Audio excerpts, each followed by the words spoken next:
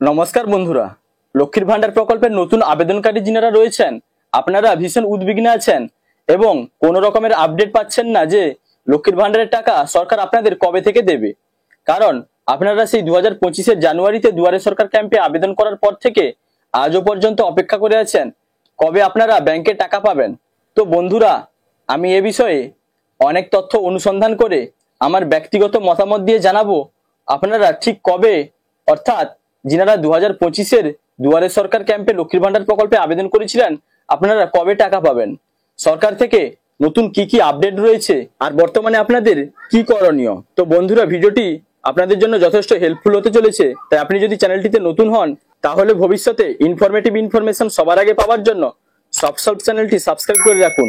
ফলে আপনারা নিত্য নতুন গুরুত্বপূর্ণ সকল আপডেটগুলি আপনাদের মোবাইলে নোটিফিকেশনের মাধ্যমে পেয়ে যাবেন। তো এবার আপনাদের বলি মেন আপডেট। তো বন্ধুরা, আপনারা সেই কবে থেকে ধৈর্য ধরে আছেন আর মাসের পর মাস কেটে যাচ্ছে, কিন্তু সরকার থেকে নির্দিষ্ট কোনো তারিখ ঘোষণা করে জানানো হয়নি যে লক্ষ্মীর ভান্ডারের নতুন আবেদনকারীরা কবে টাকা পাবেন। তো এখন আপনাদের সকলের মনে একটাই প্রশ্ন, কবে সরকার লক্ষ্মীর ভান্ডারের নতুন আবেদনকারীদের টাকা দেওয়া শুরু করবে। আপনারা জানেন 2026 সালে বিধানসভার ভোট, আর প্রতি বছর ভোটের আগেই কিন্তু সরকারের তরফ থেকে মুখ্যমন্ত্রী কোনো না কোনো সুখবর দেন। আপনারা জানেন আগে লক্ষ্মীর ভান্ডারের জন্য কিন্তু সাধারণ মহিলাদের 500 এবং SC/ST অনগ্রসর মহিলাদের 1000 টাকা করে লক্ষ্মীর ভান্ডারের টাকা দেওয়া হতো। ভোটের আগেই কিন্তু এই টাকা বৃদ্ধি করে 500 থেকে 1000 এবং 1000 টাকা থেকে বাড়িয়ে অনগ্রসর মহিলাদের 1200 টাকা করে দেবার কথা ঘোষণা করা হয়। অর্থাৎ আমি বলতে চাইছি ভোটের আগেই কিন্তু সাধারণত সরকার জনগণদের জন্য যাবতীয় স্কিমগুলি নিয়ে বেশি চিন্তা ভাবনা করেন।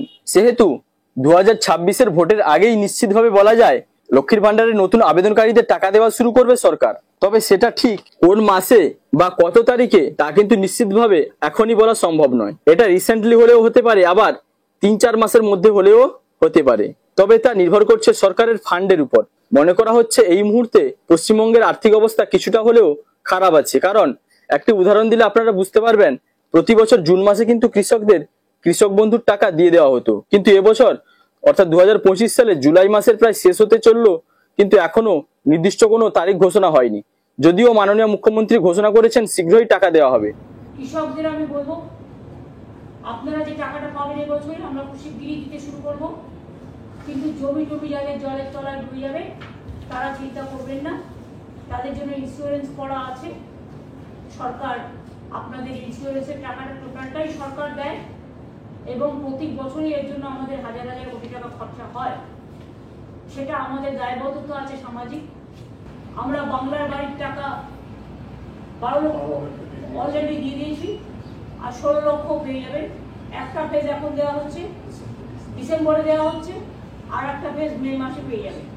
নবান্ন থেকে মাননীয় মুখ্যমন্ত্রী বাংলার বাড়ি, শস্য বীমা আরো অন্যান্য বহু প্রকল্পের সম্পর্কে বললেও লক্ষ্মীর ভান্ডার প্রকল্পের নতুন আবেদনকারীদের টাকা কবে দিবেন বা তাদের প্রকল্পে কবে যুক্ত করবেন সেই সম্পর্কে কোনো তথ্য তিনি দেননি।